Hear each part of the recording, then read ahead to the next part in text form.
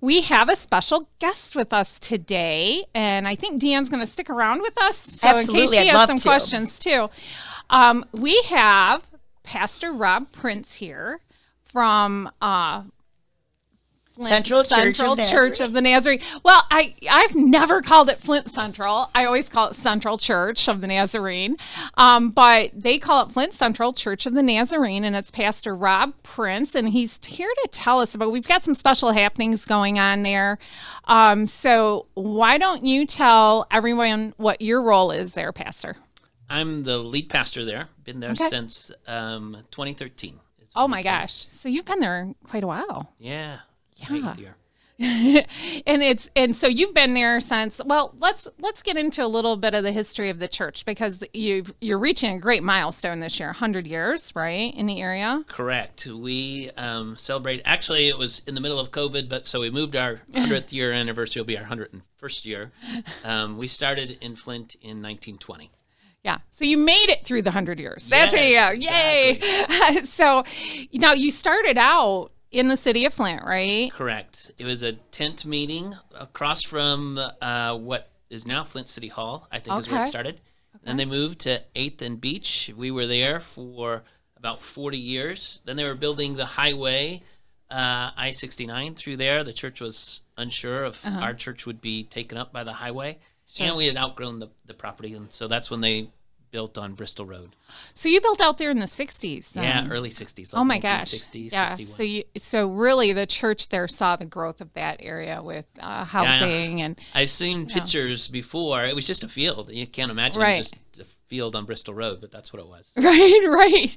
Yeah, because you wouldn't have had any of those subdivisions that are around there. I think the only one that would be there, it would be the one at the corner of Bristol and Fenton, which is affectionately called Little Missouri, because it was made up of GM workers that came up from the South. So that's crazy. My grandparents came from Missouri in that time frame, actually. Yeah. That's we had there was a mass exodus from the South up here, and that was one of the communities there, and still a lot of people from the South live over there. Yeah, and now. So you moved over there in the 60s. Now, back in, I think it was in the 90s, you guys had terrible fire, right? 1996, the whole building burned down. Well, the whole building except for what was then our gym burned down. The church had to make a decision whether they were going to rebuild on that location or move elsewhere. They decided to stay with our neighborhood and rebuild, and that's what they did. Wonderful, yeah. And then you built that extension building that's across, is that Carmenwood or is that Bristolwood? That's a good question. You can't remember either.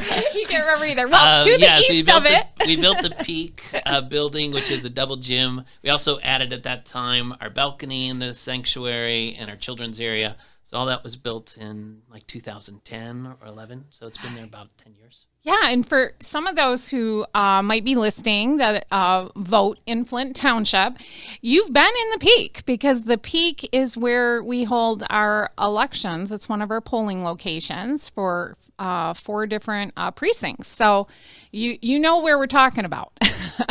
And we appreciate you allowing the township to use that facility. Oh, we're glad to have the township there, and we've been using it. A lot of people have come through. I don't know how many, probably over 10,000 have come through as a vaccination site this summer. Every Wednesday, today going on right now, there's vaccinations taking place, right? And that's something that building. People, that was one of the reasons why I bring you in, because you do so much for the community.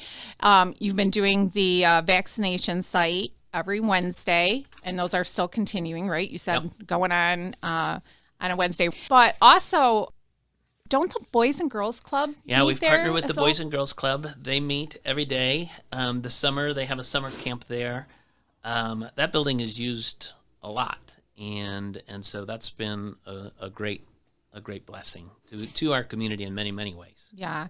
Now, how did the COVID issues affect the church? You were shut down for a while. Yeah, right? we were shut down for 3 months with in-service, in-building services. We were still doing online, which we still continue to do. But through that time, our church folks, they've been awesome. We've been able to minister in great ways, even in the midst of all this.